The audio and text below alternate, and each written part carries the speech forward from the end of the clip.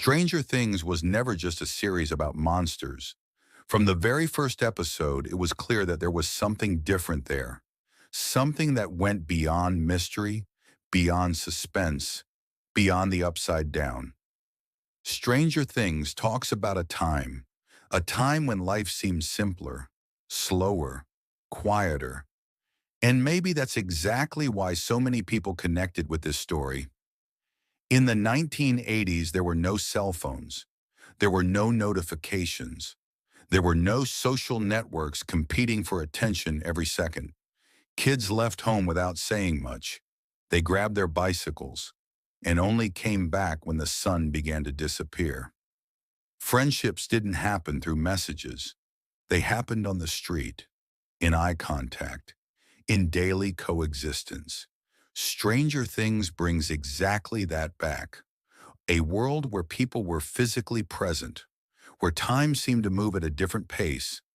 Hawkins is a small town, and that is no coincidence. Small towns carry a feeling that has almost disappeared today. Silence. The silence of empty streets at night. The silence of houses after dinner. The silence that allows imagination to exist. Stranger Things uses this silence as part of the story, because fear only exists when there is space to think, and imagination only grows when the world is not shouting all the time. Many people who love Stranger Things never even lived in the 1980s. Even so, they feel nostalgia. That's because the series doesn't sell an era. It sells a feeling, the feeling of belonging, of true friendship, of unfiltered adventure. Maybe it's not longing for the 1980s, but longing for a type of life that felt more human. Curiously, the greatest fear in Stranger Things doesn't come from the creatures. It comes from the unknown, from what is not explained, from what is not seen. Today, almost everything is documented, filmed, commented on. In that world, mystery still existed, and mystery gave weight to decisions, value to moments, importance to simple choices. Maybe Stranger Things is trending again because the world is tired, tired of excess, tired of noise, tired of rushing. The series reminds us of a time when it wasn't necessary to record everything, when living was enough.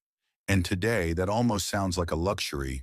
Maybe the success of Stranger Things isn't in the upside down, but in the world that was left behind, a world where friendship came before performance, where silence didn't scare anyone, where life didn't need to be accelerated.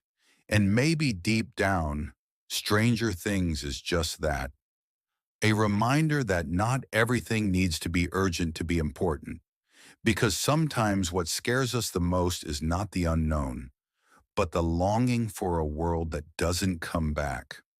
If you enjoyed this video, leave a like. It really helps the channel grow. If you want more calm stories like this, subscribe. New videos like this are on the way.